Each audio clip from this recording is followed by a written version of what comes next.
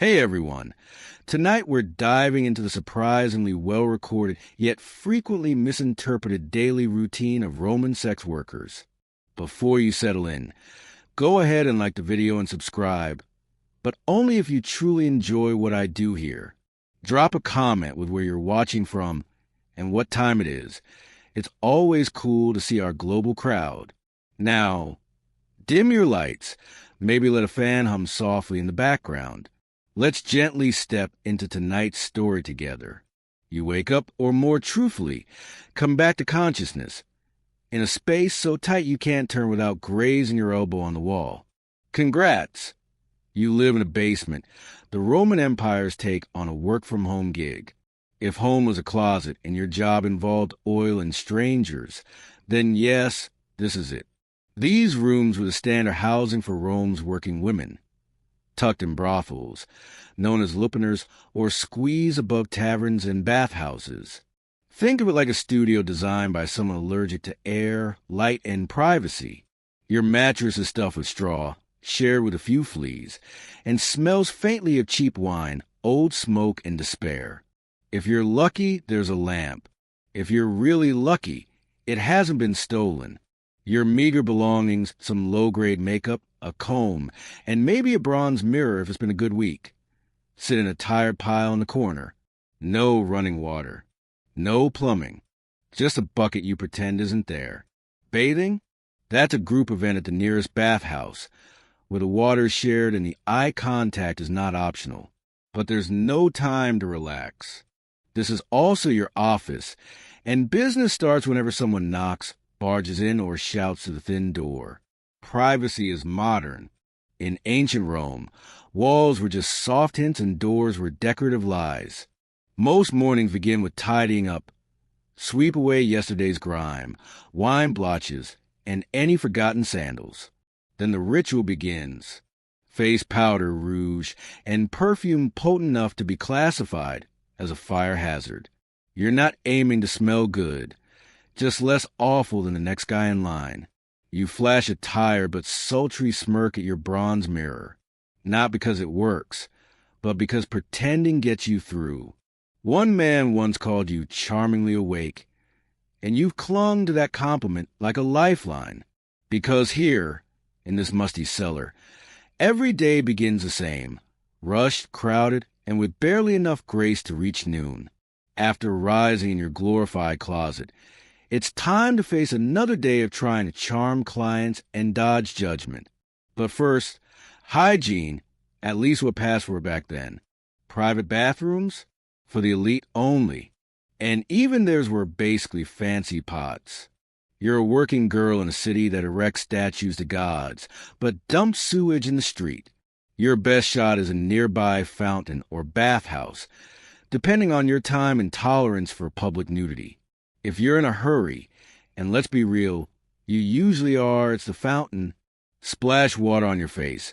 Rinse your mouth with wine if you're feeling bougie, and cross your fingers the fountain wasn't used to wash a goat this morning. Soap? Not likely. Maybe you got a little natron, a gritty cleansing powder that scrubs both your skin and your pride. If you had a good night, and your purse jingles with a few extra coins, you might treat yourself to the public baths, the great Roman social mixer. Everyone shows up, vendors, legionnaire, philosophers, and that one guy who won't shut up about his piles. You undress, stash your things in a wall cubby that absolutely doesn't deserve your trust, and step into lukewarm water full of floating gossip and someone else's regrets. Toenail. Inside, you sweat it out in the steam room, scrape your skin with a strigil, a curved metal scraper, and savor the fleeting feeling of being the cleanest person on your street. That title lasts roughly 5 minutes. After bathing, you towel off, douse yourself in more perfume, and wonder if deodorant exists yet. It doesn't. For the final touches, some chalky face powder, a dash of rouge on your lips and cheeks, and kohl around the eyes. Not for glam, but to mask exhaustion. Clients don't want to see someone who's already entertained 3 senators and a sailor before lunch. They want mystery, temptation, and someone who doesn't reek of yesterday's lentils. Now that you're clean, or at least smell convincingly less dirty, it's time to get dressed. And while Roman fashion came with rules, there was one outfit that spelled it out loud and clear: the female toga. Yes, toga. That white drapey thing we associate with politicians, emperors, or toga parties. But here's the catch. In Rome, a woman in a toga wasn't making a political statement. She was making a professional one. It screamed, "I'm not a respectable wife, and I'm very much available." High-status Roman women wore the stola, a layered gown that basically said, "I'm married, I have a curfew, and I don't talk to strangers." Prostitutes, however, were legally barred from the stola and forced to wear the toga, usually shorter, more colorful, and purposefully attention-grabbing. Think less ethereal goddess, more neon sign at the forum. The ensemble was often paired with cheap trinkets, bronze or glass beads, gaudy earrings. Nothing subtle. The goal wasn't grace. It was visibility. When you're fighting for client among 20 other women on the same block, blending in is bad for business. Shoes? Probably sandals. Maybe barefoot if you're broke, or it's a slow week. Comfort wasn't the goal. You'd spend your days standing, pacing, and sometimes sprinting, either from a bad client or a nosy censor. Hair was its own production. Prostitutes often curled, bleached, or donned wigs, especially blonde ones shipped in from Gaul. Blonde was exotic in Rome, like designer shampoo with a pulse. And, of course, the finishing touches. More makeup. Pale foundation set off crimson lips and cheeks. Heavy kohl to make your eyes pop, or at least look less like you haven't slept in 2 days. Once assembled, you looked exactly how you were supposed to look. Conspicuous. In a city of over 1 million, your outfit was your walking resume. If it said bold, scandalous, and open for business, then mission accomplished. You're now ready for another thrilling day of being condemned by society while also paying its bills. So now you're dressed, painted, perfumed, and ideally not too hungover. Time for the real challenge. Finding work in a city where everyone wants sex but acts personally betrayed when it costs money. Roman marketing wasn't exactly subtle. There were no flyers, no social media, and definitely no personal branding. If you wanted clients, you had to be noticeable, noisy, or scribbled on a wall. Best if you were all three. Let's begin with location strategy. If you worked in a lupanar, a formal brothel, visibility was part of the setup. Brothels were built near bathhouses, marketplaces, or taverns. Basically, anywhere men were already hot, tipsy, or easily convinced. Think of it as ancient foot traffic strategy. Standing in the doorway, decked out in your flashiest notice-me outfit, you'd shout to passers-by with a mix of compliments, bargaining, and limited-time deals. 2 denarii if you're fast. Sure, it might sound desperate, but rent's due, and the woman next door just slashed her price to 1. If you were independent, it was all about being seen. You might linger near temples, because nothing's a spiritual awakening like temptation, or hover outside taverns, hoping to charm a drunk legionary still clutching a few coins and poor decisions. But maybe the oddest and somehow most effective Roman ad strategy? Wall graffiti. Yes, Pompeii has preserved the brilliance of ancient promo tactics. Brothel walls were filled with scrawl reviews like, "Maritimus gave me the best night of my life," or "Felicia, 2 denarii, very fast service." These weren't just random scribbles. They were the ancient version of Yelp, and censored, unverified, and wildly public. Some women even hired others to tag their name and specialty on a visible wall, usually near taverns or carved into stone columns. Others left it to the customers, which, as you can imagine, ranged from glowing endorsements to cryptic poetry about being robbed. One thing was certain: your survival depended just as much on advertising as performance. If people didn't know your name, your price, and how enthusiastic you were, then someone else was getting that coin. Because in ancient Rome, like now, success wasn't always about skill. It was often about better marketing. So, you got your name out there. You're dressed, lined in coal, and faking enough cheer to fool the early crowd. Now comes pricing, the part where Rome pretends it's a free market while shaming you anyway. Just to be clear, there were no standardized wages, no union rates. Prices were set by pure supply and demand, and whatever you could negotiate before someone tried to pay with moldy bread. For street-level workers or those in low-tier lupaners, fees could be as low as 1 or 2 asses, tiny bronze coins that couldn't even buy a cup of wine. Yes, some men were paying less than lunch money. And if that sounds bleak, remember, some women took food, shoes, or vague promises as payment. In a city flooded with imperial currency, IOUs still happened.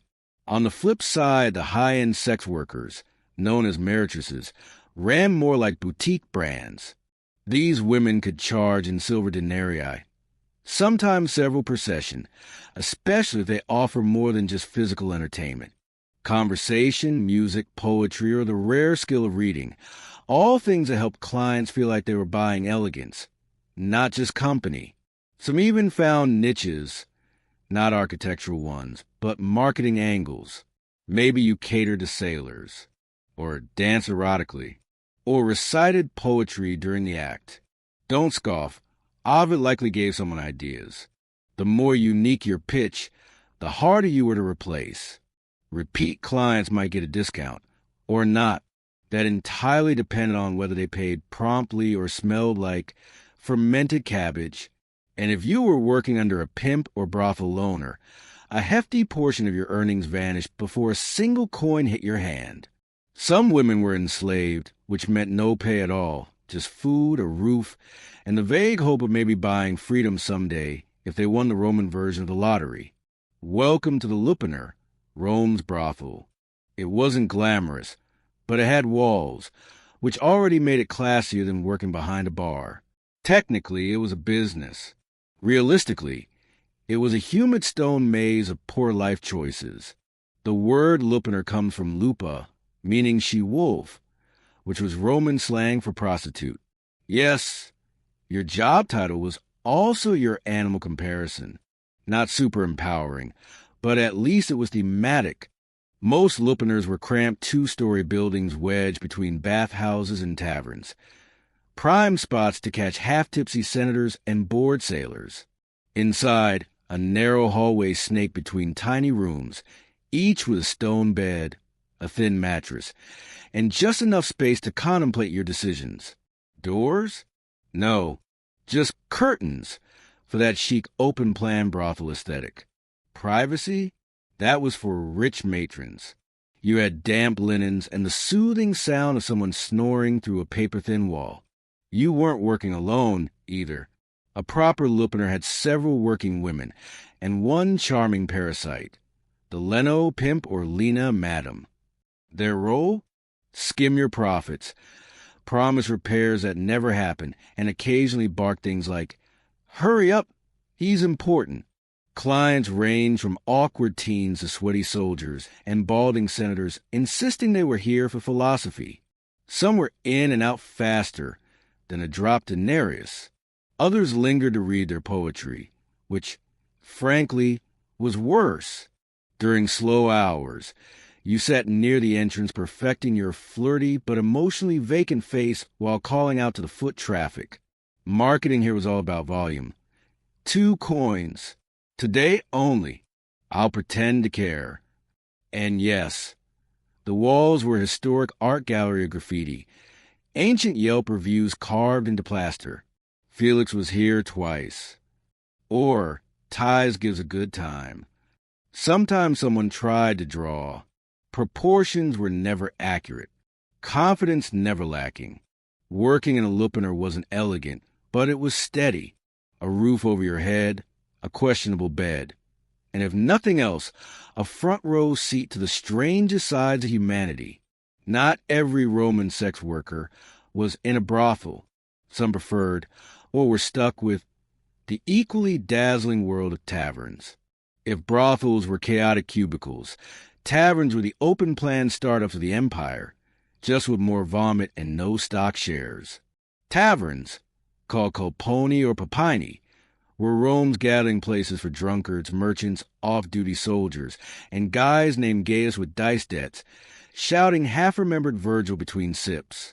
For the women working there, the motto was simple: pour the wine, turn on the charm, dodge the groping hands. A typical shift meant filling dirty cups with watered-down wine for patrons too drunk to notice.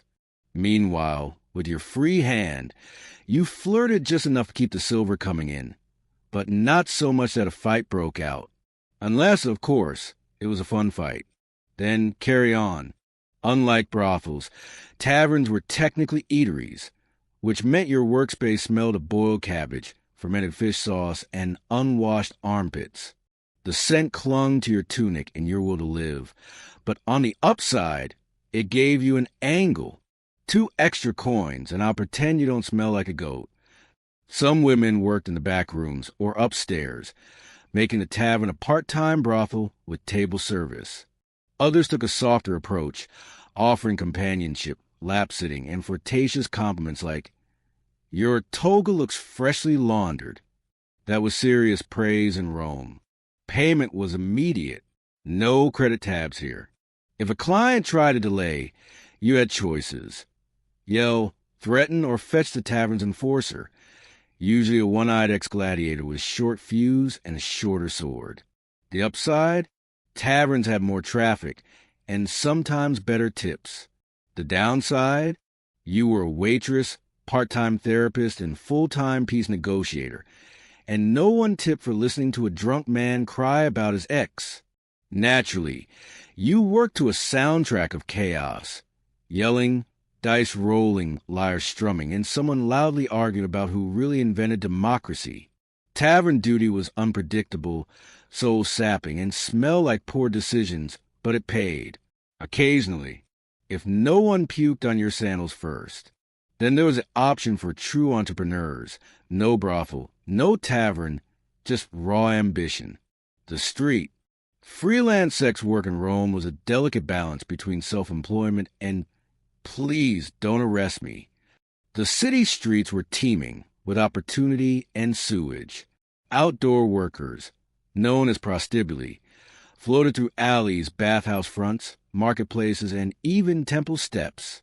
Because nothing said religious devotion like offering a special outside Venus's shrine. Daytime traffic was decent but risky. You had to dodge stares, evade judgmental magistrates, and avoid angry wives who blamed you for their husband's complete lack of restraint. Spoiler alert, it wasn't your fault. To compete, you dress loud, short tunics, cheap jewelry, maybe a wig made from imported German hair. The goal wasn't subtle elegance. It was notice me from across the Circus Maximus. Approaching a potential client took tact. A little flattery, good timing, and making sure no one thought you were a runaway slave. You smiled, complimented his footwear, and casually named your price before vigiles, Rome street guards, decided you were a public nuisance. Some clients were kind. Others were cheap. A few were just lost and looking for the baths. You learned fast how to tell who was who, based on eye contact and the sound of clinking coins. Competition was fierce. You weren't just up against other prostibuli. You had to beat out flirty party girls, generous lovers, and ex-gladiators moonlighting for extra cash. Everyone was chasing that denarius. No benefits, no safety net, just your simple serve wine, sell charm, dodge gropes. A standard shift meant pouring watered-down wine into filthy cups for people too drunk to care. Meanwhile, with your free hand, you flirted just enough to keep the coins coming, but not enough to spark a fight. Unless the fight added to fun, then let it rip. Unlike brothels, taverns were technically eateries, which meant your ambience included boiled cabbage, fish sauce, and body odor. The scent clung to your tunic and your soul. But hey, it helped you upsell. 2 coins, and I'll pretend you don't smell like defeat. Some women used back rooms or upstairs areas, making the tavern a part-time brothel with drinks. Others kept it casual, lap-sitting company and risque compliments like, "Your toga looks clean." That was premium flattery in Rome. Payment came instantly, no IOUs. If someone stalled, your options were shout, threaten, or call the bouncer, usually an ex-gladiator with one eye and zero patience. The plus side? Taverns had more foot traffic and sometimes better tips. The downside? You were a waitress, therapist, and hostage negotiator rolled into one, and no one tipped for feelings. The soundtrack? Yelling dice, liar music aimed at impressing women, and occasional democracy debate. Tavern shifts were wild, tiring, and smelled like failure, but they paid. Unless someone puked on your sandal first. If you had no brothel ties and too much confidence, the streets were an option. Freelance sex work in Rome meant balancing between independent and, please don't jail me. The Roman streets brimmed with chances and sewage. Street walkers, called prostibuli, roamed alleys, bathhouse doors, marketplaces, even temple steps, because nothing says divine blessing like a discount outside Venus's shrine. Daylight brought more traffic, but also risks. Staring citizens, nosy officials, and angry matrons blaming you for their husbands' issues. Spoiler, it wasn't your fault. You wore bright tunics, flashy jewelry, and maybe a wig made of imported German hair. Not subtle, visible from the Circus Maximus.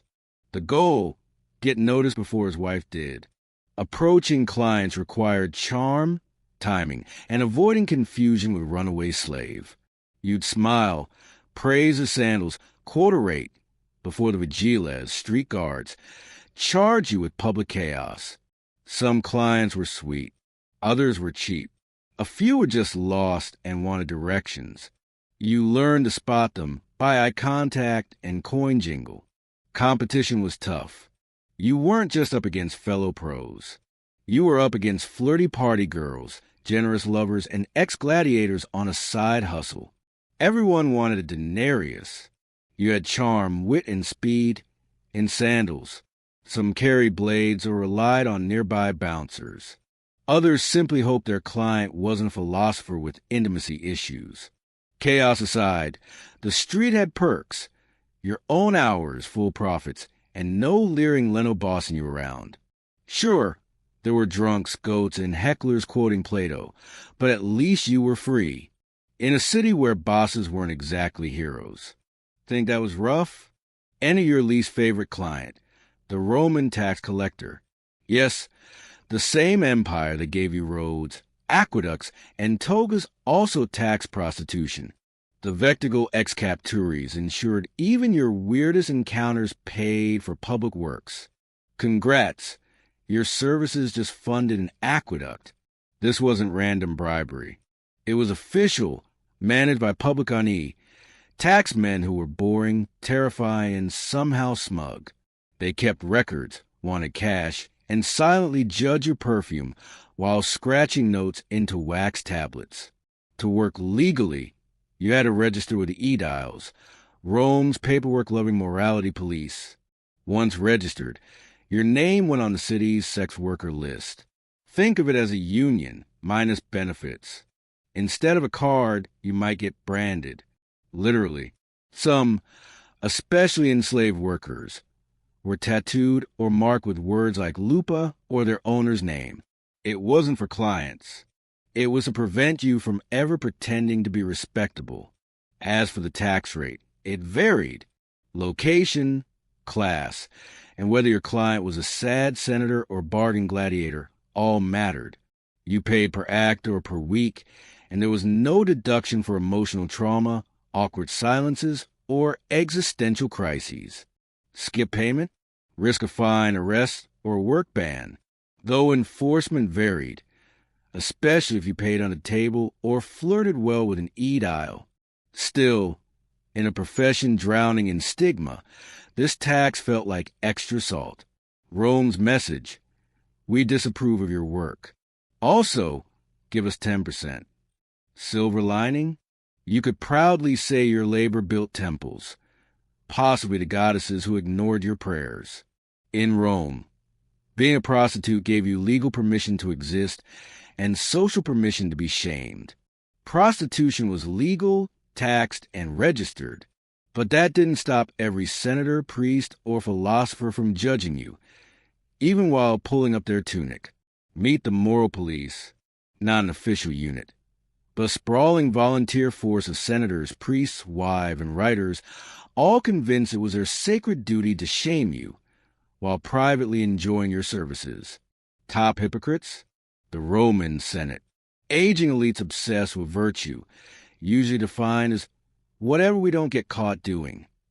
They ranted against sin, then discreetly frequented brothels from a forum to Suburra. Then came the aediles, actual officials who enforced cleanliness and decency laws. They regulated brothels, inspected premises, and sometimes fined women for being too obvious, even though the law required you to be. Subtle wasn't allowed. Writers like Juvenal and Seneca mocked prostitutes in poetry, lumping them with greedy merchants, loud women, and horror of horrors, ladies who read. Yet these same writers gave suspiciously detailed brothel descriptions, like they'd done research. Even elite Roman wives joined in. They never spoke to you, but their glares could kill a fig tree. Some lobbied to ban prostitutes from jewelry or public baths, which was ironic, since many of their husbands basically lived in bathhouses. Being a Roman prostitute came with hazards, disease, injury, and whatever that sailor from Brundisium left behind. Welcome to the health and wellness section, where the only consistent remedy was pure survival. Let's kick things off with the infamous classic, venereal disease. Rome might have missed a memo on germ theory, but they definitely noticed that some men left you with more than pocket change and terrible poetry. Roman records detail symptoms from relentless itching to body parts exiting stage left. The cures? A heady cocktail of vinegar rinses, herbal balms, and frantic appeals to Venus. Pregnancy was another regular worry. No pills, of course, but there were options, if your courage and coin purse allowed.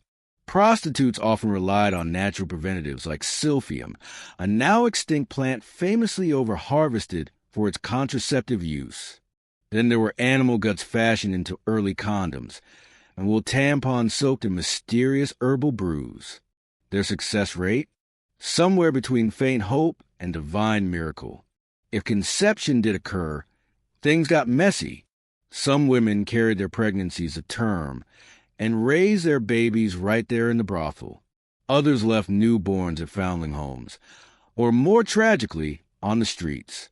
Infanticide wasn't technically legal, but society's willful ignorance made it practically public policy. For everyday aches, cuts, and that special kind of rage brought on by nonstop stress, the average Roman reached for wine, opium, or a quick slap from their handler to get together. Still hurting? You could always crash on the floor of an Asclepius temple, praying for a curative dream.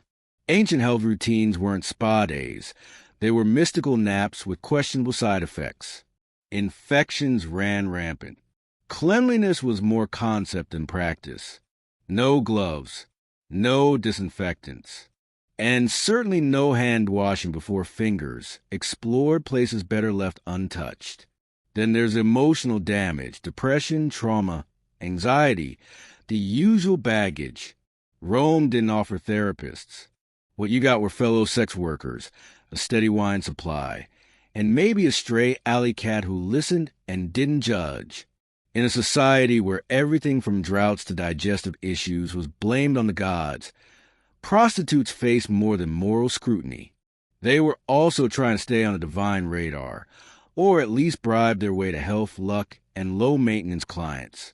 Religion in Rome was a full-time hustle, and the gods had performance reviews. But thankfully, a few deities seemed mildly sympathetic to your line of work. First up was Venus, goddess of love, beauty, and impulsive decision-making. Many sex workers kept mini altars for her, making offerings of flowers, perfumes, or coins in exchange for good fortune, or at least patrons who didn't reek of boiled goat. Next came Fortuna, goddess of luck. Given your wildly inconsistent daily income, ranging from gold trinkets to a bruised fig and an empty promise, she was a regular favorite.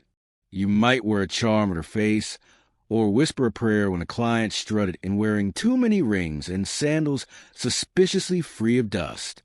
But religion wasn't all soft lighting and sensual incense. It had a shadowy underbelly of superstition, omens, and petty spiritual vengeance. When in doubt, blame spirits. Burn incense to repel the evil eye. Tie red strings on your ankles. Or, if you were truly over it, hire a witch to hex a competitor's hairline. Laugh if you want, but archaeologists have unearthed the fictions. Curse tablets, all over Roman red light districts. Many read like the ancient version of rage-fueled Yelp reviews. May her tongue rot. May her clients vanish. May she slip on goat dung and never recover. If you were enslaved, you probably whispered prayers to Mercury, god of trade and transactions. After all, your existence was just one long, itemized receipt. And if you ever scraped together enough savings to buy your freedom, you lit a special candle for Libertas, the goddess of liberty, maybe even splurged on a slightly fancier altar. This spiritual maintenance wasn't just tradition, it was survival, Roman style. When society handed you disease, judgment, and condescending senators, the gods were your HR department, mostly decorative, occasionally helpful, and always open to bribes. As for love, it was complicated. At best, a comforting fantasy. At worst, a financial liability wearing sandals. Clients constantly fell in love, often after their third cup of wine, and a monologue about their emotionally unavailable mother. Some were sincere. Others were just tipsy. A few were angling for a discount. But I'm different, they'd murmur, clutching your hand with poet-grade drama. You'd smile politely, mentally adding up their unpaid tab. Some women responded, genuinely or out of obligation. Emotional labor was part of the job description. Smile, listen, pretend his toga doesn't smell like despair. And maybe once in a while, real affection slipped in. Maybe or sometimes, it was just mutual exhaustion. But more often, love was a risky indulgence, especially when you remembered Rome's legal stance. As an infamous, you couldn't marry a citizen even if Cupid himself played matchmaker. Still, that didn't stop hopeful hearts. Stories float around of prostitutes who fell for regulars, promised liberty, vows, maybe even a Garden View villa, only because of the moment a younger woman with sharper eyeliner appeared.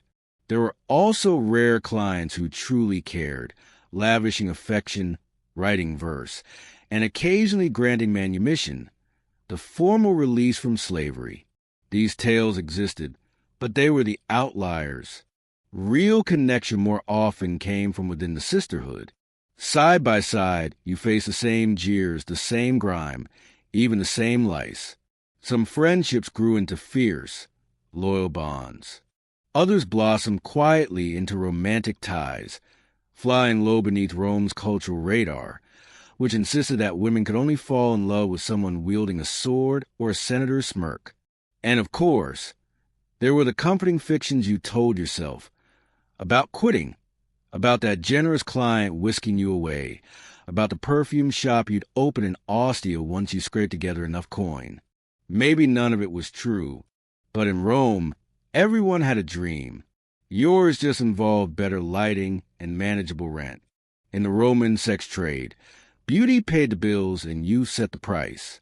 So what happened when your looks faded, your regulars dwindled, and your joints creaked louder than your earrings? Simple, you aged out, but you didn't vanish. Some women, having saved every coin or found a client who actually delivered on promises, managed to buy their freedom and reset their lives. The luckiest opened taverns or bathhouses, subletting to a fresh crop of hopefuls. Others climbed the ladder to Madam. Leno, brothel manager, part boss, part bouncer. As a Leno, you didn't need to be pretty, just shrewd, stern, and fluent in threats involving sandals and back rent.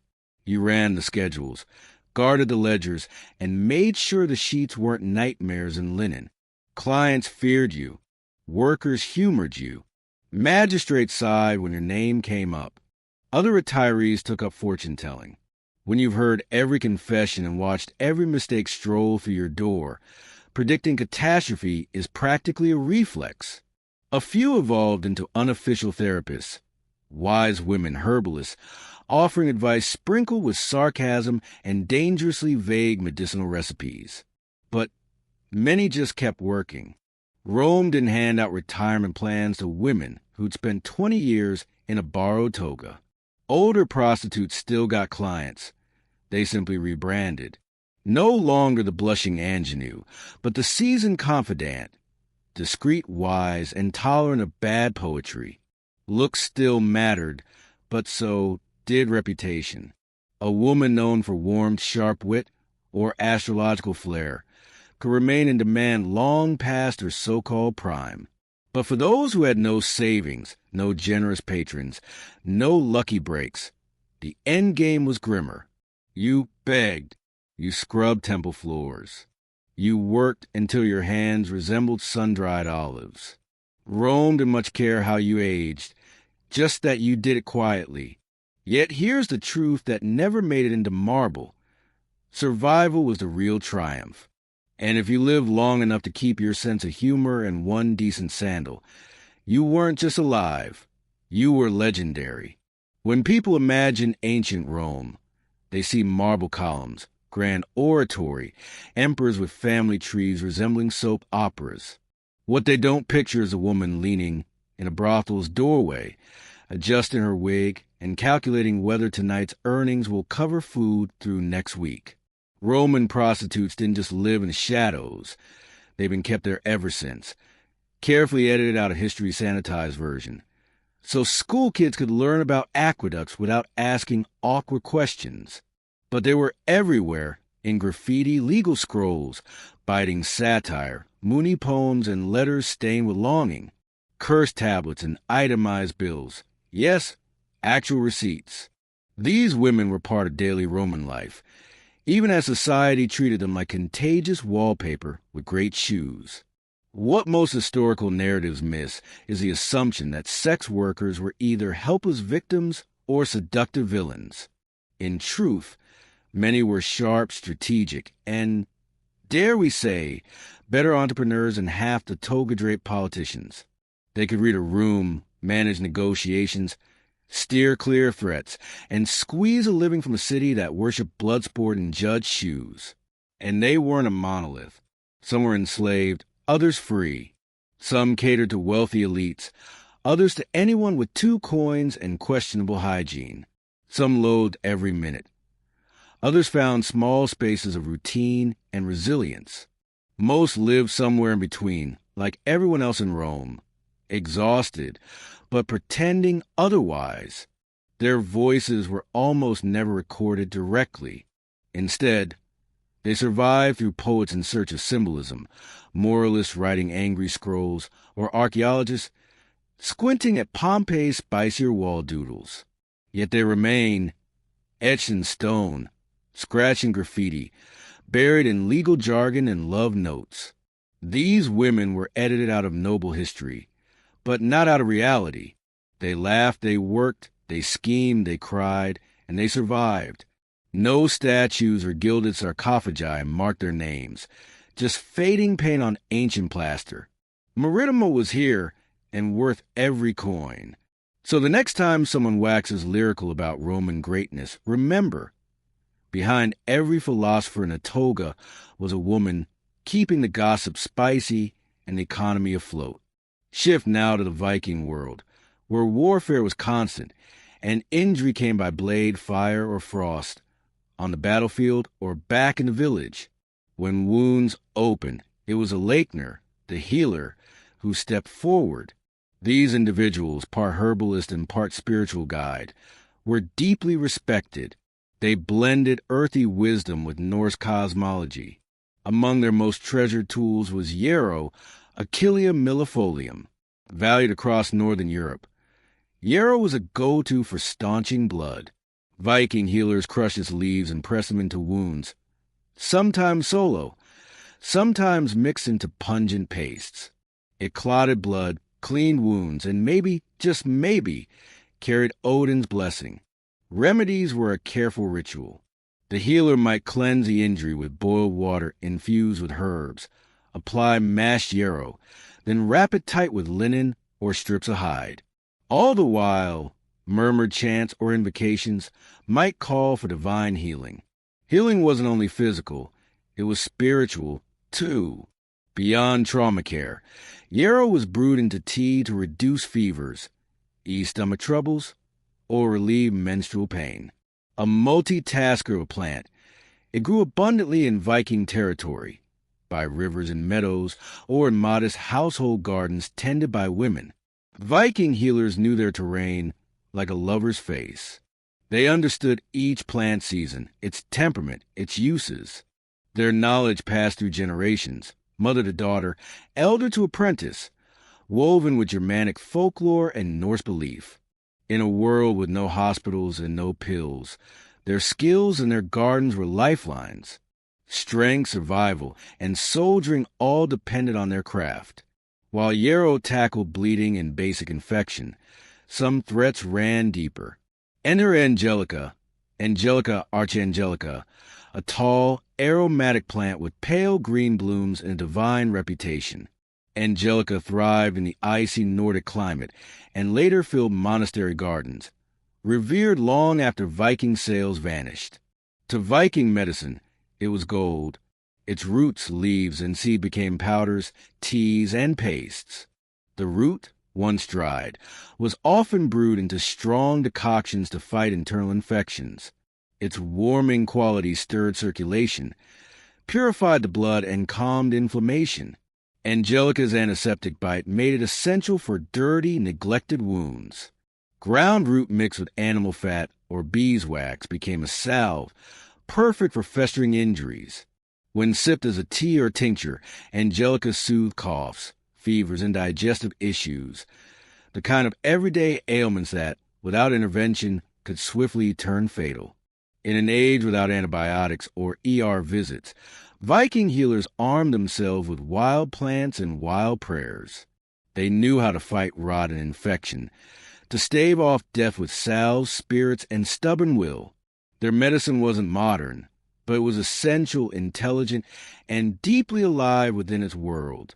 And like the Roman sex workers who knew how to outweed empire, these healers remind us that survival itself is an art worth remembering. But Angelica's influence reached far beyond the flesh. In Norse cosmology, certain plants were believed to carry divine essence. Though its name, Angelica, is Latin, the reverence it inspired echoed across spiritual traditions. In later Christian Europe, it was said an angel revealed the plant as a cure for plague. Viking beliefs followed a different path, but the core idea remained. Some plants were gifts from the gods. With its striking form and intense aroma, Angelica was likely associated with sacred protection and divine strength. Within the Viking household, women often served as herbalists, and Angelica was one of their most vital allies. It was used to treat gynecological concerns, regulating menstrual cycles, easing childbirth, and offering strength during the most dangerous and sacred transitions of a woman's life. Because of its purifying reputation, Angelica was also burned during illness outbreaks. Its smoke believed to cleanse homes and push disease away. Whether in isolated farms or bustling coastal settlements, Angelica remained a staple of Viking medicine. It was both a trusted remedy and a spiritual force, bridging the natural and the divine in a world that offered little certainty and demanded constant resilience. With the arrival of spring, another essential healer came to life, birch sap. The birch tree, common across the Scandinavian landscape, wasn't just prized for wood. It was seen as a living source of renewal, a pharmacy rooted in the soil. As the snow melted and sap rose from the earth into budding branches, Viking healers moved quickly. Birch sap could only be tapped during a brief seasonal window, just before the tree fully awakened. Healers would collect a clear, slightly sweet liquid and administer it as a tonic to those left weak by the long, harsh winter. Birch sap was used fresh or fermented into a mildly alcoholic brew, valued for its restorative powers. Packed with minerals, electrolytes, and natural sugars, it replenished strength and rehydrated bodies worn thin by illness or fasting. Long before modern nutrition, Viking healers understood its ability to revive and fortify. During fevers, birch sap was often paired with cooling herbs, meadowsweet, elderflower, to help reduce body heat and nourish the ailing. In more serious situations, it might be blended with bitter herbs like wormwood to flush out harmful humors. The treatment philosophy was direct: cleanse the body, restore balance, and bring the patient back from the brink. But the birch's medicine didn't stop at the cup. Its bark, boiled down, produced a thick, dark resin with potent antiseptic properties.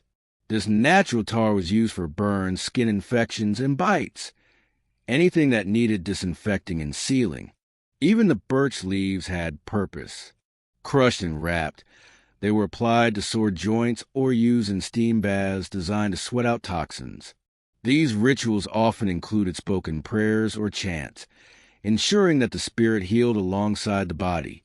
The birch tree was more than practical. It was deeply symbolic. Known for being the first tree to return after fire or clearing, birch represented rebirth and purity. That regenerative nature gave it a sacred role in both Norse and wider Germanic traditions. In rituals marking new beginnings, birch branches might be used to sweep away bad spirits or mark the edges of sacred space. Its presence in healer's toolkit was as much spiritual as medicinal, a reminder that healing was part of the great cycle of destruction and renewal. From Angelica's bold presence to the soft emergence of birch sap, Viking healers moved through their world with hands full of earth and hearts tuned to myth. They worked at the crossroads of body and story, drawing strength from plants not only for what they did, but for what they meant. Every remedy was a bridge between this world and the unseen, between pain and restoration. And in a culture built on endurance and strength, healers were the quiet guardians of survival, preserving life one leaf, one chant, one scar at a time. But Angelica's influence went far beyond simple physical cures.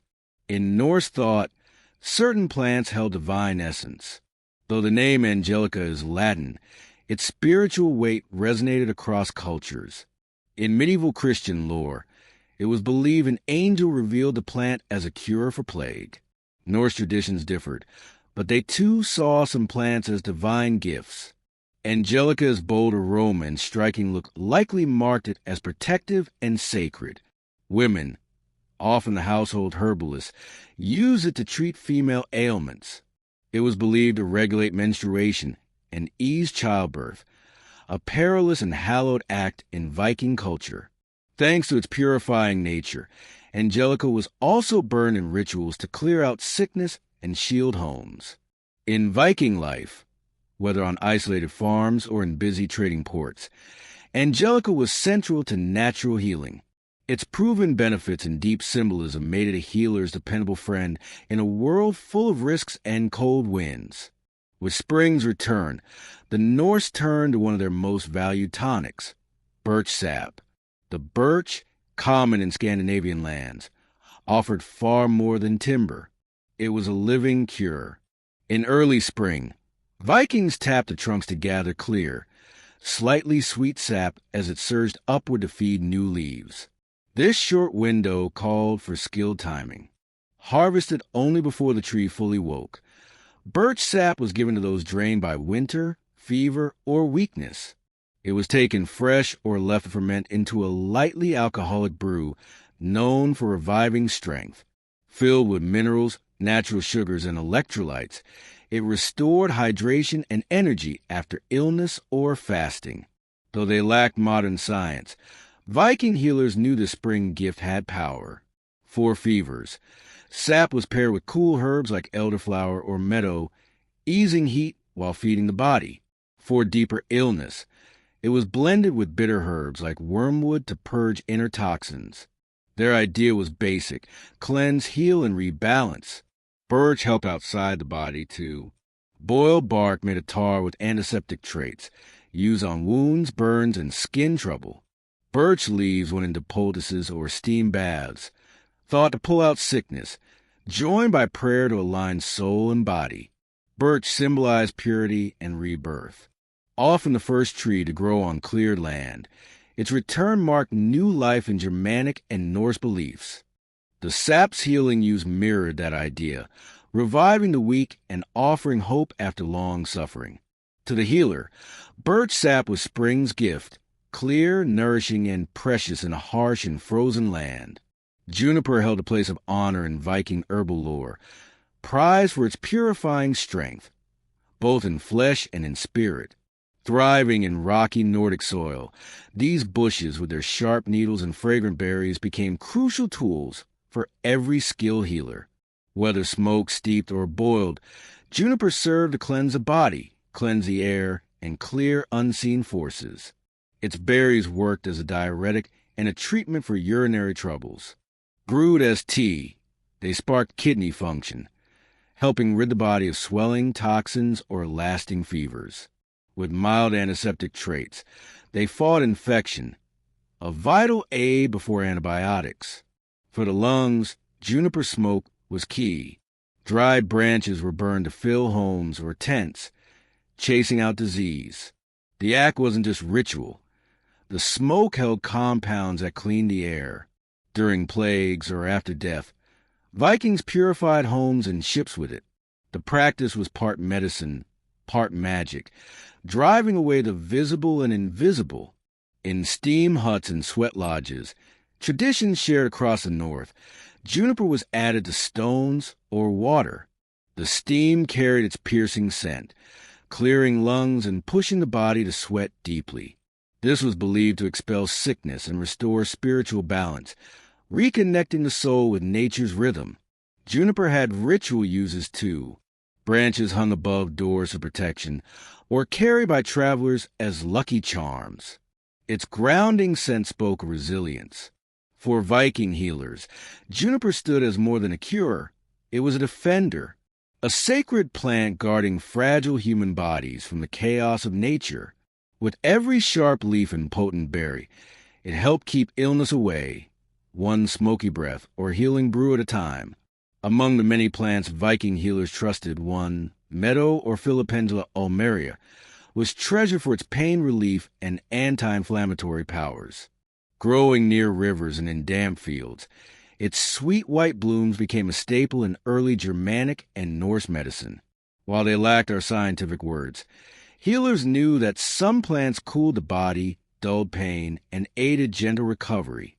Meadow helped with headaches, aching joints, and digestive woes. Leaves and flowers were dried for tea, used when fevers or aches took hold, common in a life full of toil and cold. Its calming nature made it vital during sickness and healing. Though unknown to them, Meadow held chemicals like salicylic acid, the base for aspirin. This natural power explained its reliable results. Less pain, lower fever, and comfort, especially needed in winter, when colds, aches, and lung issues were common. For the stomach, Meadow offered relief from cramps, nausea, and heartburn. Soothing and mild, it was often paired with herbs like mint or chamomile to make a gentler, wider remedy. Its floral scent also made it a peaceful presence in care rituals, where smell and medicine mixed. But Meadow's role went deeper than the body. Its soft, floating blooms tied it to nature's cycles of life and death. Healers might lay the flowers beside the sick or use them in burials to ease one's path to the afterlife. Sagas and folk tales often called such herbs divine offerings from gods or land spirits. In a world that prized strength but honored healing, Meadow was a quiet but vital friend. It soothed warriors, healed children, and eased elders into rest. For the healer, it was among the gentlest and most dependable remedies in their care. Mugwort, Artemisia vulgaris, held a revered role in the Viking healer's repertoire, not only as a medicine but also a sacred tool. Known throughout northern Europe for its bitter scent and silvery foliage, mugwort was one of the most venerated plants in Germanic tradition. In Viking society, where healing intertwined body, spirit, and belief, mugwort acted as a bridge between the seen and unseen. Medicinally, mugwort addressed a wide variety of conditions. It aided digestion, helped regulate menstrual cycles, and ease fatigue. A tea brewed from its leaves soothed stomach cramps, encouraged appetite, and supported liver function. Viking women, in particular, turned to mugwort during pregnancy and childbirth. In an age without formal midwifery or modern obstetrics, the healer's herbal knowledge was a lifeline during such perilous times. Mugwort also worked as a nervine, calming the mind and body. For warriors plagued by restlessness or disturbing dreams, mugwort tea or smoke was believed to restore emotional equilibrium. Sleep, so often elusive after battle or fever, could be gently coaxed back by burning dried mugwort near the bedside or tucking it beneath a pillow. This wasn't mere superstition. Many aromatic herbs contain mild sedative compounds, but mugwort's reach extended far beyond the physical. It was strongly associated with ritual and prophecy. Viking healers and seeresses, known as Volar or Sikener, used mugwort in sacred rites to invoke visions, dreams, and spiritual protection. It was burned during seer, the Norse practice of trance magic and divination. Rising smoke was said to carry prayers of the gods or form a barrier against ill spirits. Healers used it in solstice rituals, during seasonal shifts, or when the emotional climate of a home turned dark. A sprig of mugwort might be hung above a doorway for protection, worn as a talisman while traveling, or placed on the body in ceremonial healing. Its strong smell and symbolic potency made it a threshold herb, used when the body or soul was in flux. To the Viking healer, mugwort was no ordinary plant. It was a time-honored companion, guiding the sick through both physical recovery and spiritual rebalancing in harmony with nature and divine forces. Among the most valued and effective remedies in the Viking healer's kit was garlic, Allium sativum. Though not native to Scandinavian soil, garlic had long been traded across Europe and likely arrived through Viking contact with the British Isles, the Frankish lands, or eastern trade routes. Its pungent smell and potent healing properties quickly earned a place in Norse medicine, especially for infection, internal parasites, and general disease resistance. Garlic's antimicrobial power was recognized even without modern science. Viking healers crushed it into poultices to clean wounds and prevent rot, an essential practice for injuries sustained in battle or on long journeys. Applied directly to cuts, garlic killed harmful organisms and reduced swelling. Though its sting was sharp, it often saved lives by warding off dangerous infections in a time when untreated wounds could prove fatal. Healers also administered garlic internally, raw, mashed into paste, or steeped into strong brews. It was said to strengthen the body's defenses, cleanse the blood, and stoke inner warmth during illness. In frigid northern winters, when coughs and chills spread easily, garlic functioned as a natural tonic. Sometimes it was combined with honey, a fellow antimicrobial, to improve flavor and enhance effect. Garlic also fought parasitic worms, which are common due to unsanitary conditions and close living with livestock. A dose of garlic mixed with vinegar was given to expel such invaders. Its fiery nature made it a powerful purifier, and its link to strength gave it spiritual weight in Norse healing. Garlic was believed to repel dark forces and evil spirits. Braided strands were hung in doorways or near beds not only to block disease, but shield the vulnerable from supernatural harm, especially during illness, conflict, or childbirth. It protected both body and soul. Garlic was not only a remedy but a ward. Before raids or long voyages, some Vikings consumed garlic as part of their ritual preparations, believing its heat forged resilience within. In this way, garlic symbolized perseverance, fighting off sickness, empowering the frail, and grounding the body in both vitality and protection. In a world as perilous and ever-shifting as the Viking Age, survival meant drawing strength from the land, and few plants symbolize this as vividly as stinging nettle or erica day. Far from being just a weed, nettle was a powerful herb, honored despite its sting. For the Norse, it was a staple of healing practice. Abundant along meadows, woodlands, and village edges, it was easily within reach of both healer and homemaker. Its endurance through harsh climates reflected the values prized by Viking society: strength, adaptability, and purpose. Primarily, nettle supported blood health and bodily energy. Norse healers brewed it into broths and teas to fight fatigue, anemia, and general debilitation. High in iron, calcium, and vitamin C, it worked as a rejuvenating tonic during long, bitter winters when illness was common and fresh food scarce. Children recovering from fever, warriors returning from battle, all were given nettle to aid recovery. The leaves were dried or boiled to neutralize the sting, then steeped to create infusions thought to cleanse the blood and boost circulation. These drinks also had a mild purgative effect, making nettle valuable for treating water retention and sore joints, ailments that frequently plagued farmers, fishermen, and aging elders. Sometimes, nettle's power was applied in ways that may seem startling now. One such method was etication, gently flogging sore muscles with raw nettle stalks. Though painful, it was believed to summon heat and flow to stiff limbs, relieving the aches of arthritis or tension. Rooted in inherited wisdom and ritual observation, this method emphasized stimulation and renewal. Beyond its medicinal uses, nettle served daily life in practical ways. Its strong fibers could be spun into rope, fishing nets, and textiles, especially vital when other materials like flax or wool were unavailable. Nettle's utility, in both healing and industry, made it essential. It nourished bodies and upheld livelihoods. Symbolically, the plant embodied perseverance. It flourished in disrupted earth and returned faithfully year after year, no matter how often it was cut back. For the Norse, this made it a quiet emblem of resilience.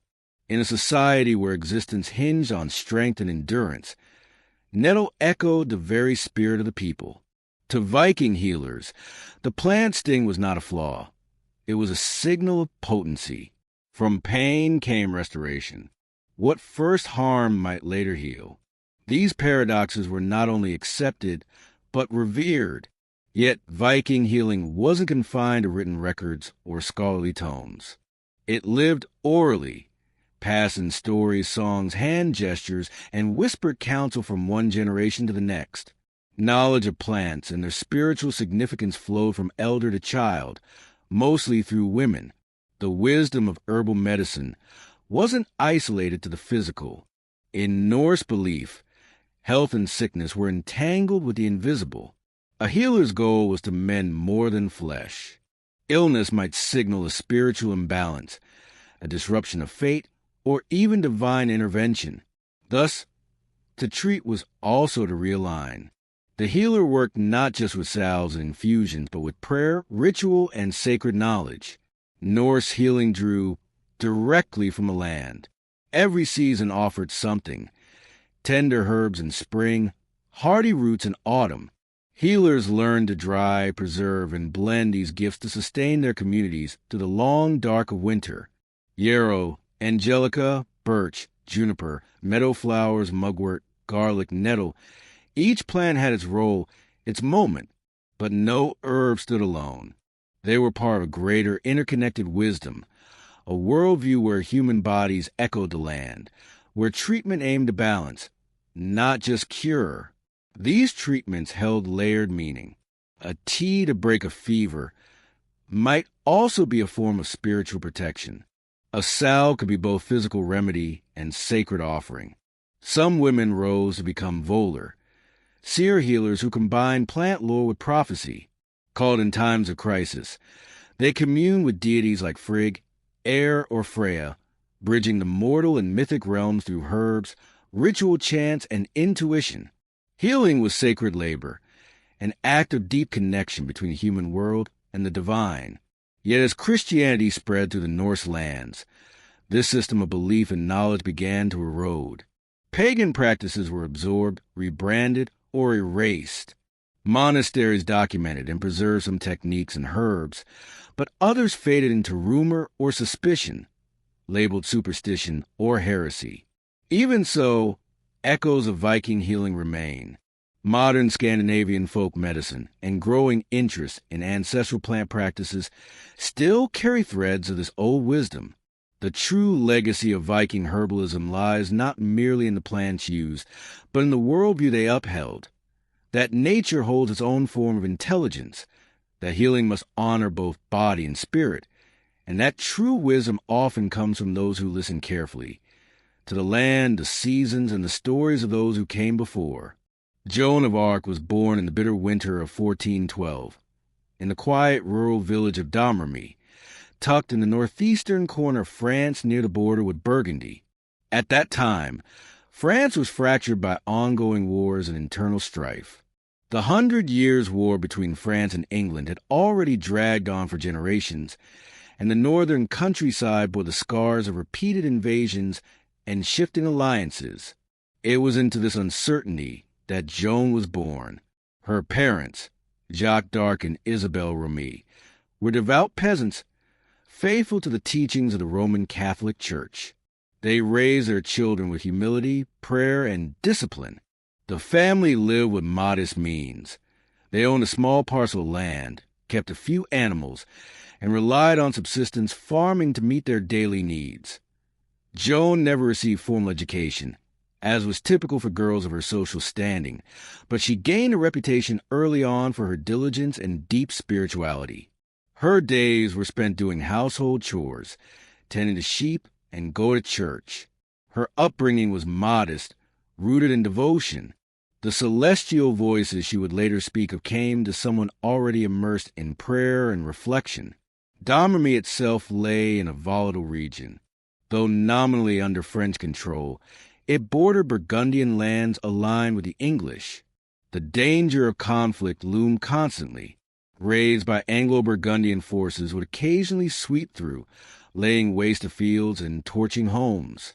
Joan grew up hearing tales of valor and loss, of saints and soldiers, monarchs and traitors. Her early life was shaped by this turmoil, a mixture of fear and an aching desire for peace. Yet amid the uncertainty, her childhood held a sense of community. She was admired in the village and remembered by neighbors as devout, kind, and mature beyond her years. She often prayed at a small chapel honoring the Virgin Mary, the very place where she would later say her divine calling began. These years built the spiritual and emotional bedrock for her destiny. Her piety, her loyalty to the crown, and her unwavering mission were born not in courts or cathedrals, but in the fields and chapels of rural France. From these simple beginnings, few could have foreseen that this unlettered, anonymous peasant girl would one day address royalty, command troops, and defy the power of nations. At just 13, Joan's life shifted irrevocably. She later testified that during the summer of 1425, while alone in her father's garden, she experienced a vision, accompanied by a voice that felt unearthly. Initially frightened, she described how the voice was encircled by a radiant light and accompanied by apparitions she identified as St. Michael, St. Catherine, and St. Margaret, 3 revered figures in Catholic belief. The visions grew stronger and more vivid over time. Their message was both clear and overwhelming. She had been chosen by God to rescue France. Her divine mission was specific: to drive out the English and ensure Charles the Dauphin was crowned rightful king. It was an immense burden for a teenage peasant with no training, education, or influence. Joan kept the experience to herself at first. She feared rejection, or worse. But the voices continued, urging her toward action. Over the following years, she became increasingly certain of her mission's truth. She intensified her prayers, fasted more often, and embraced stricter spiritual discipline. She believed that only through purity and obedience could she fulfill God's plan. By 1428, France's situation had deteriorated further.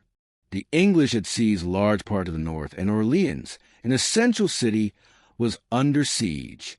Charles remained uncrowned, his claim uncertain. At 16, Joan resolved to act. She traveled to the town of Vaucouleurs, seeking an audience with a local military captain, Robert de Baudricourt, and claimed she bore a message from God for the king. At first, Baudricourt and his men dismissed her. A teenage girl claiming a divine commission was hardly credible. But Joan would not give up. She returned repeatedly, her intense conviction both unsettling and persuasive. Eventually, after hearing accounts of her holiness and learning she had predicted defeat at Orleans before news arrived, Baudricourt relented.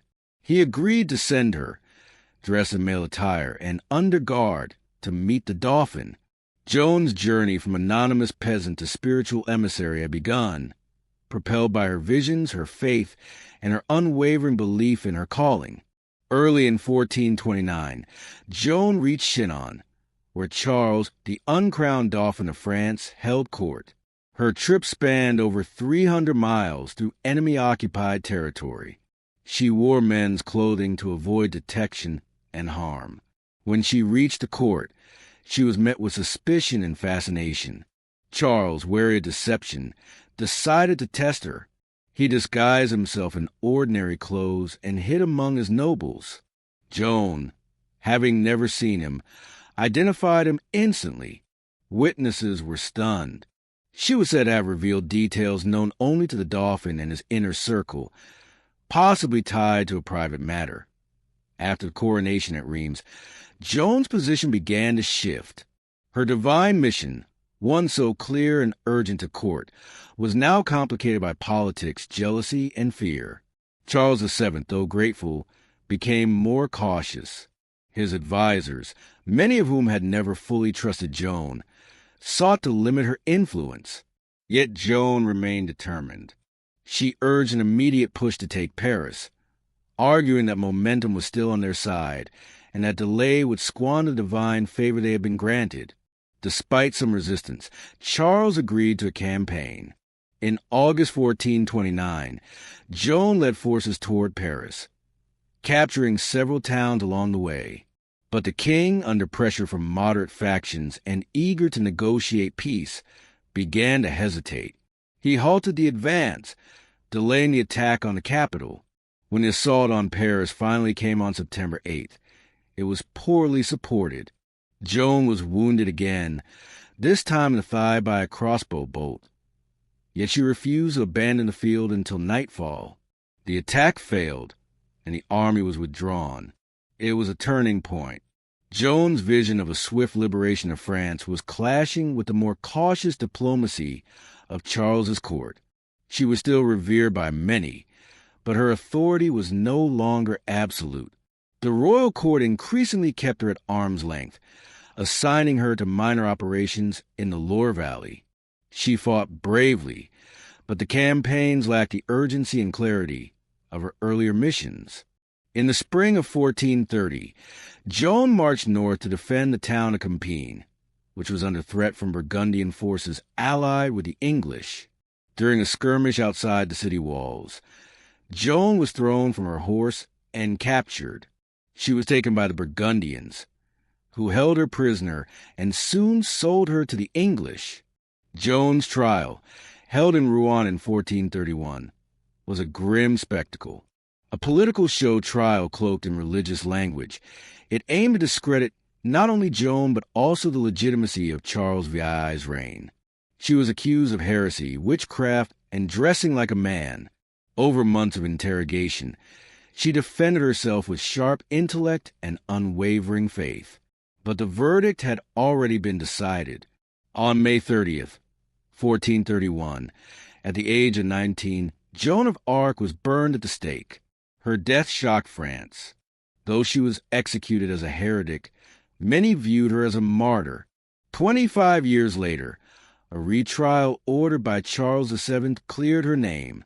In 1920, Joan of Arc was canonized as a saint by the Catholic Church. Her legacy endured not just as a symbol of French resistance, but as a rare figure whose courage, faith, and conviction defied every limitation placed upon her by class, gender, and circumstance. Joan had no army of her own, no formal power, but she had belief, and through it, she helped alter the fate of a nation. Joan of Arc set her sights on a bold new goal, the liberation of Paris, still held by the English and their Burgundian allies. To Joan, reclaiming the capital wasn't just a military objective. It was a divine step toward restoring France to its rightful king. But her urgency wasn't shared by all. King Charles VII, newly crowned and politically wary, hesitated. His counselors urged diplomacy, advocating a truce with the Burgundians. Joan, however, would not be swayed. She believed delay would only serve the enemy, and that God had already shown him the path to triumph. At length, Charles consented to an offensive against Paris, but without full resolve. The support he gave was hesitant. Few troops, delayed plans, and fragmented coordination. Joan arrived near the city in early September 1429 and began preparing her forces. Paris was heavily fortified, manned by seasoned English and Burgundian soldiers. On September 8th, Joan led an assault on the Porte Saint-Honoré, one of the city's main gates. Bearing her standard as always, she rode to the front lines, praying aloud and urging her men forward with unwavering resolve. The battle was brutal. Defenders rained arrows and stones from the ramparts. Joan was struck by a crossbow bolt in the thigh, yet refused to leave the battlefield. She ordered another charge, continuing to rally her forces from behind the front lines. But the momentum faltered. As dusk fell and losses mounted, royal commanders, acting against Joan's pleas, ordered a retreat. The failed assault on Paris marked a significant shift. Though still admired by the people and soldiers, Joan began to lose favor at court. Her influence on the king weakened. Caution, political strategy, and suspicion of Joan's divine claims began to overshadow her prior victories. Still, Joan pressed on. In the following months, she led smaller campaigns, capturing towns like Saint-Pélamour and La Chérite. Often, she raised funds for these efforts herself, relying on donations from admirers and allies. But the tide had turned. Joan's vision of complete liberation was beginning to conflict with the court's desire for negotiation and stability. Despite her injuries, her declining political backing, and growing isolation, Joan clung to her belief that God's mission for her was unfinished. France, in her eyes, was still in chains. She could not stop now, but danger was drawing near. In the spring of 1430, Joan continued her campaign. Her battlefield victories had not translated into lasting power, and King Charles, increasingly focused on diplomacy, grew more distant. With little royal support, Joan acted independently, directing her attention to the threatened town of Compiègne. She arrived in May 1430, hoping to strengthen the defense and stir the citizens' will to resist. But the situation was grim. The Burgundians, loyal to the English, approached in force. On May 23rd, Joan led a daring sortie outside the city to harass the besiegers and disrupt their preparations. The skirmish intensified quickly. French forces were overwhelmed and began to fall back toward the gates. Joan remained behind, covering their retreat and ensuring as many of her men escaped as possible. In the confusion, the gates were shut too early. Joan and a small group were left outside, surrounded by Burgundian cavalry. She fought fiercely before being unhorsed and taken prisoner. Her capture sent shockwaves across France. The maiden who had lifted the siege of Orleans and crowned a king now languished in chains. Held for months by the Burgundians, Joan was treated as a prize captive, a pawn in larger political games. Eventually, she was sold to the English for a considerable ransom, an act that revealed just how dangerous they considered her. Joan was not merely a warrior. She had become a potent symbol of divine justice and national hope. The English feared what she represented. During her imprisonment, Joan made multiple escape attempts.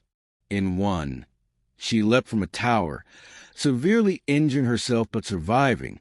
Her spirit was unbroken. She insisted on being treated as a noble prisoner of war, not a heretic or criminal.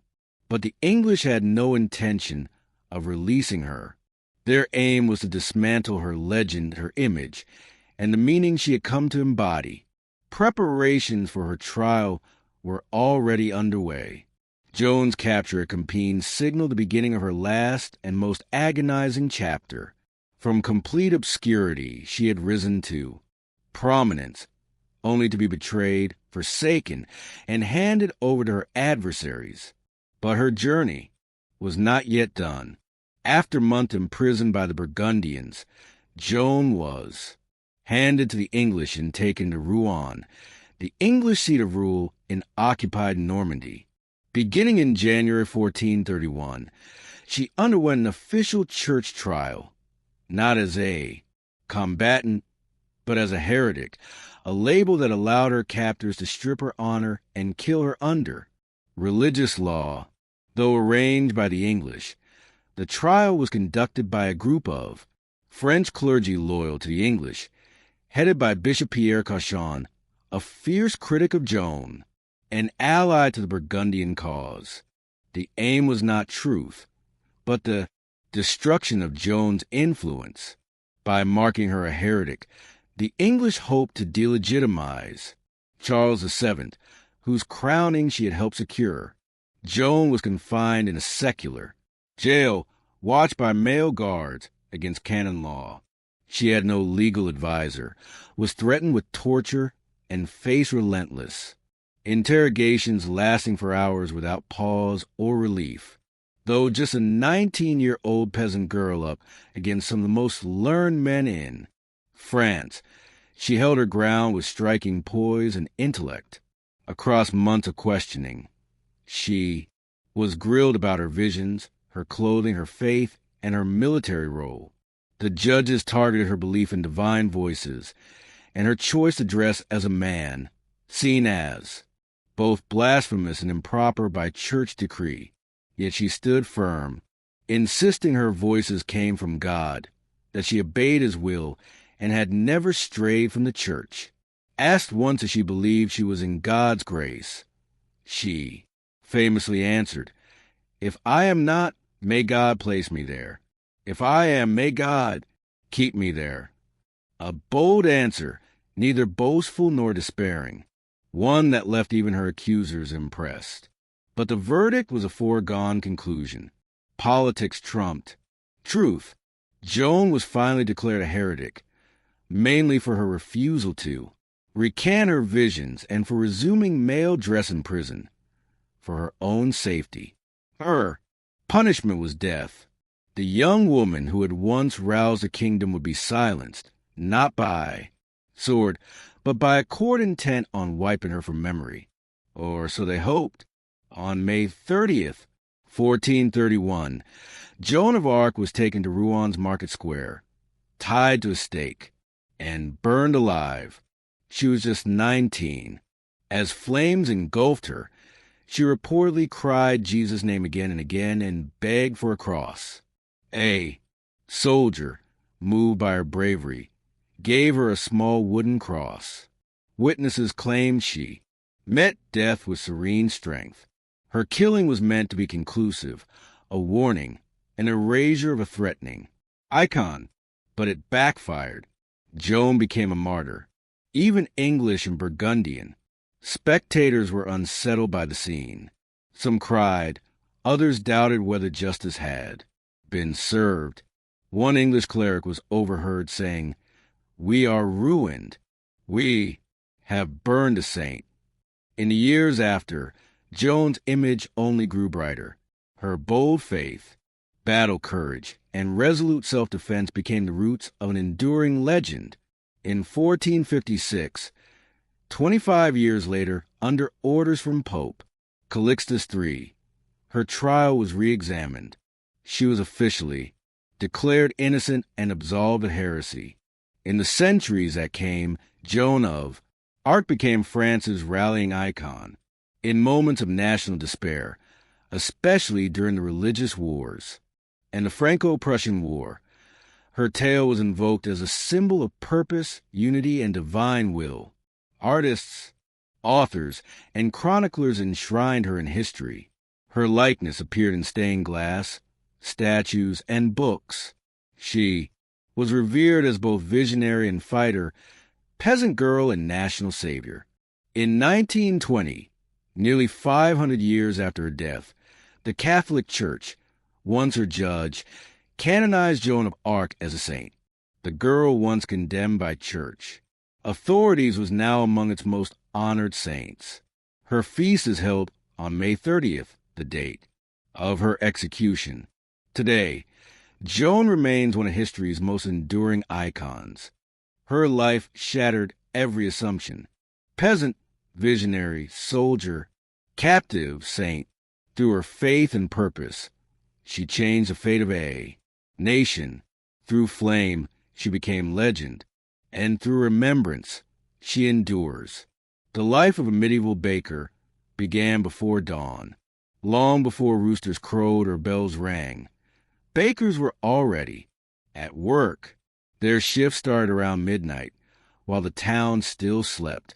The empty streets were cold and hushed, but inside the bakehouse, the fire roared, flour dust floated, and kneading began.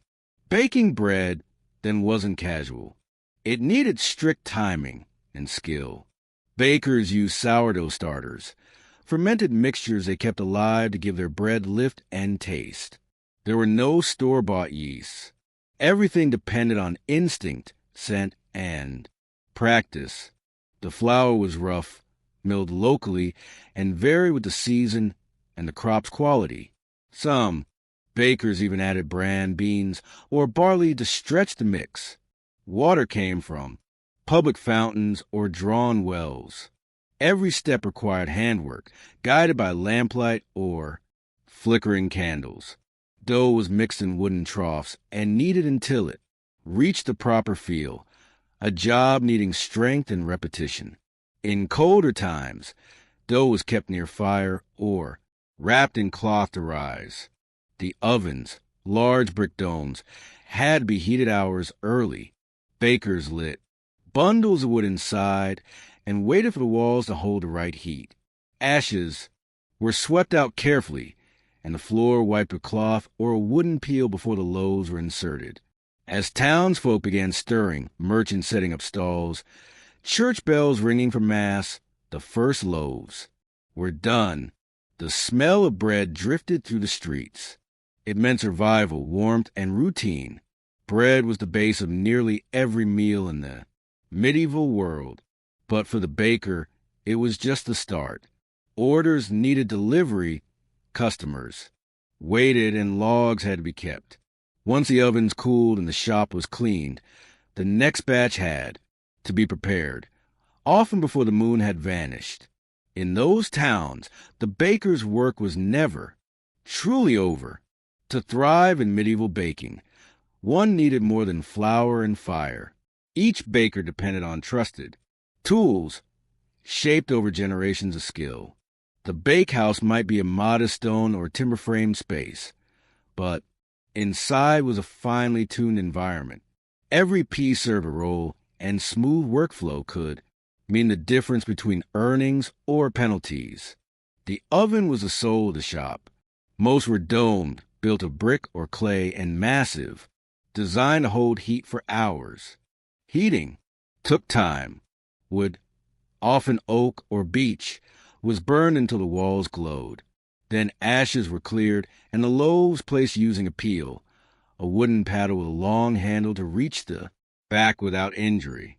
Another key tool was a kneading trough, often carved from a single wood block or built with thick planks. broad and low. They let the baker throw weight into the mix. The dough was worked entirely by hand, and larger shops kept several troughs running to meet demand. Measuring was basic but essential. Wooden scoops and hand-carved vessels held flour or salt, though exact amounts varied.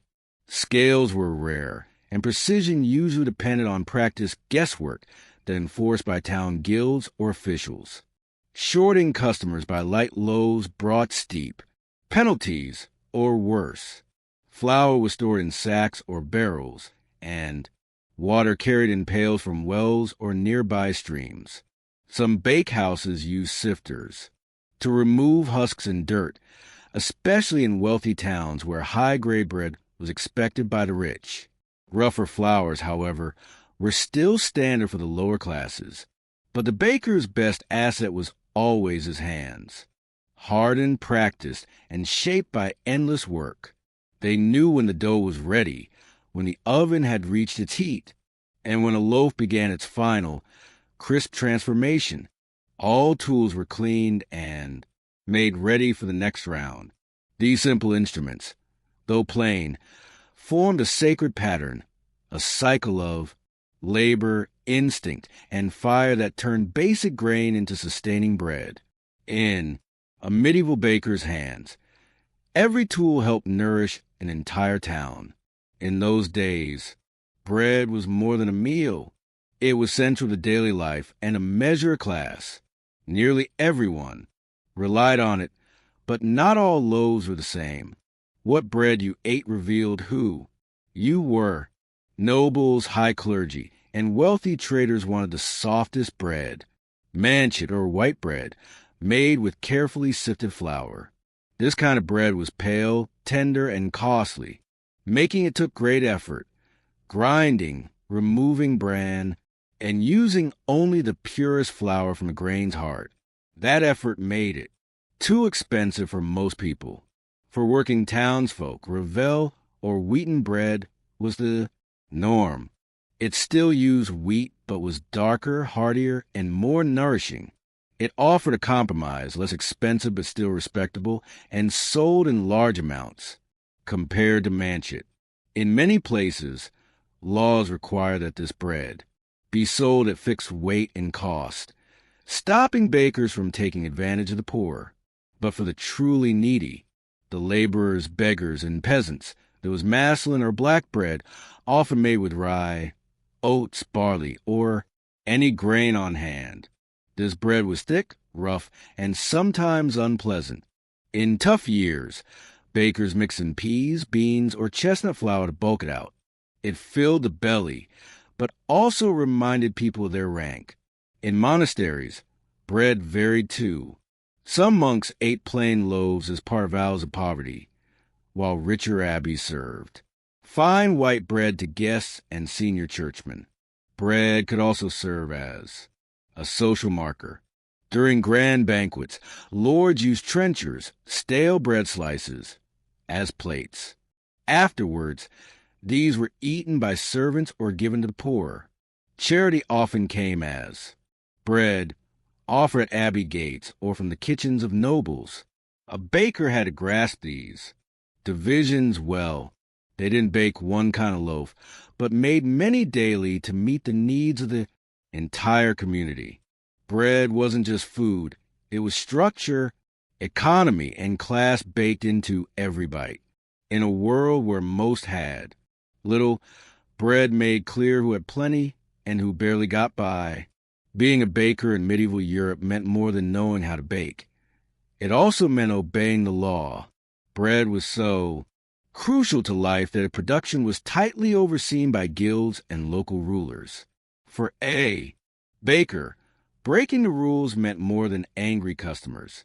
It meant disgrace, ruin, or even jail. In most towns, baking was run by guilds, groups of tradesmen who set rules on training, pricing, ingredients, and supply. Bakers' guilds enforced strict guidelines for loaf weight, shape, and quality. These weren't suggestions. They were backed by inspections and penalties. New bakers trained as apprentices for Years before earning the right to run a bakehouse, guilds offered both status and protection. They let bakers trade in markets and help secure income, but also held them to high standards. If someone was caught baking light bread or using poor flour, guild leaders could fine, suspend, or strip them of their baking rights entirely. Beyond the guilds, city authorities also watched bread quality closely. In England, for example, the assize of bread and ale, a law from the 1200s, set strict rules on how much bread people should get for a set. Price, with adjustments made based on the cost of grain. Inspectors called bread weighers or ale. Tasters would conduct surprise checks and report any wrongdoing. Punishment for breaking these laws could be severe. Some bakers were pilloried, locked in wooden stocks while crowds jeered or threw spoiled food and stale bread. Others had to march through town with poor loaves tied around their necks in shame. In worse cases, repeat violations could lead to banishment or total removal from the trade. These laws weren't just about honesty. They were about survival. Bread riots were a real danger during shortages or soaring prices. Town officials understood that if people felt cheated of their bread, riots might follow. So for bakers, precision wasn't just personal pride. It was a civic duty. Each loaf had to be correct. To both guilds and councils, baking wasn't just labor, it was a service to the public. Running a bakehouse in the Middle Ages wasn't only hard work, it was risky. Fire, while essential, was always a lurking threat. Ovens had to burn, extremely hot to properly cook dense loaves, which required piles of firewood, burned indoors, often within cramped buildings of timber, thatch, or soot-covered stone. Bakehouses were often built with large domed ovens made of brick or clay, usually set near exterior walls for ventilation and access. To get them hot, bakers built fierce fires directly in the oven chambers. This wasn't just a cooking fire. It was an inferno made to superheat the thick oven walls, so they could bake for hours. Once the fire was ready, coals were raked out, and the hearth cleaned with a wet rag or a sand-dipped brush before baking began.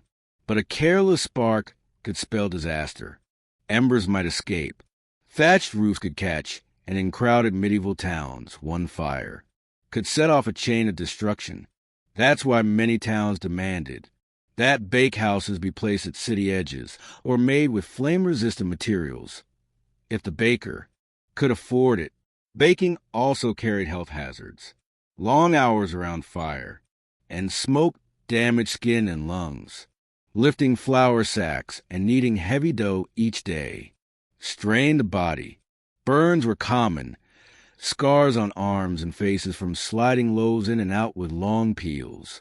In some cities, especially poorer quarters, shared bakehouses existed. Families made dough at home, then carried it to a communal oven run by a trained baker. This saved fuel and reduced fire risk in homes, but it had its own problems.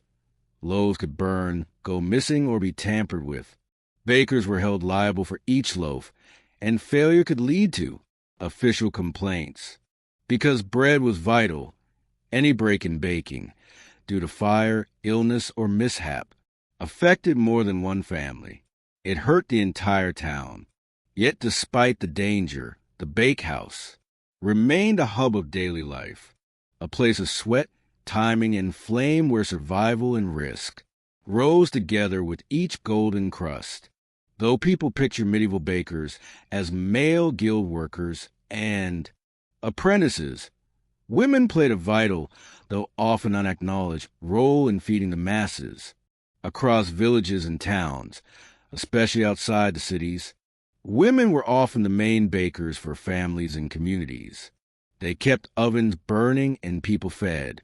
In the countryside, household baking was women's work. They baked for kin using shared ovens or small hearths. When they had extra, they sold bread in markets or from their homes. For some, this side business offered rare income and a sliver financial. Freedom. In towns, too, widows could carry on their husbands' bakeries, and many became respected bakery owners. Though most guilds were male-led, they were not entirely closed. In some places, especially parts of France and Germany, female bakers were officially recognized. They could inherit bake rights, manage shops, and even train the next generation, daughters, nieces, or other women. Some applied for full guild status and won, though it meant battling legal and cultural barriers. Inside the bakehouse, women did the same tough work, kneading in deep troughs, hauling flour and water, watching oven heat, and selling loaves in markets.